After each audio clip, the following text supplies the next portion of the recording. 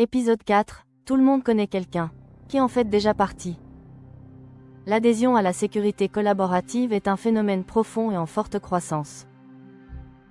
Loin d'être une initiative marginale, elle représente une évolution significative de l'implication citoyenne. Un réseau qui grandit par la confiance, cette croissance n'est pas seulement le fruit de campagnes de communication.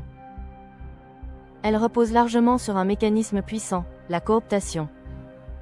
Les membres existants, convaincus de l'utilité de leur engagement, deviennent les meilleurs ambassadeurs auprès de leur famille, de leurs amis et de leurs voisins de confiance. Ce mode de recrutement, basé sur des liens personnels, renforce la cohésion et la fiabilité du réseau, créant une communauté soudée qui dépasse les simples relations de voisinage. Des chiffres qui parlent d'eux-mêmes.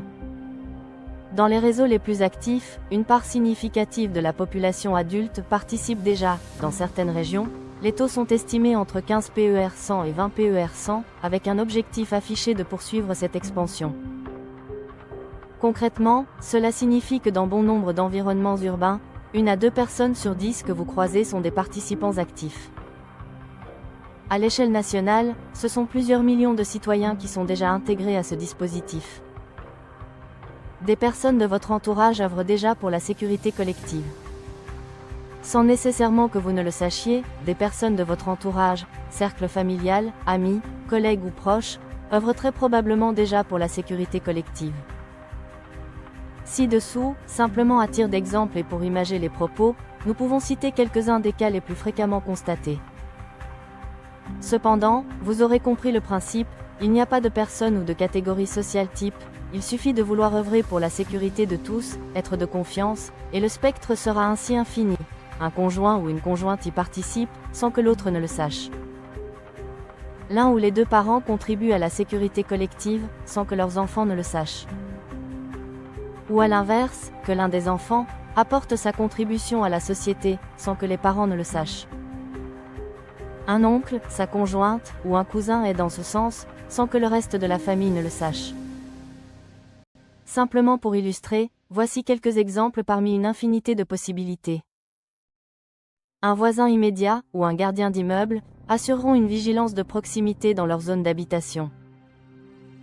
Des enseignants, un parent d'élève actif, dont la position sociale légitime une attention naturelle à son environnement. Dans l'enseignement supérieur, des étudiants volontaires peuvent également jouer un rôle d'observation précieux au plus près de leur communauté.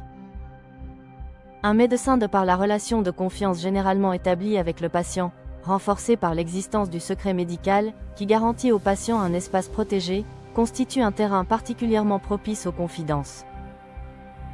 À ce titre, le médecin peut devenir un pilier discret mais essentiel dans la lutte contre l'insécurité. L'expression d'actes répréhensibles, de comportements dangereux, de volonté de passage à l'acte, ou encore d'aveux susceptibles de mettre en péril une ou plusieurs personnes, peut ainsi émerger dans ce cadre privilégié. Dès lors, ces signaux, s'ils sont détectés et transmis dans le respect des règles déontologiques et légales, pourraient permettre d'éviter un accident, ou, dans certains cas, un drame irréversible. Un commerçant, boulanger, épicier, offrant un point d'observation central et quotidien.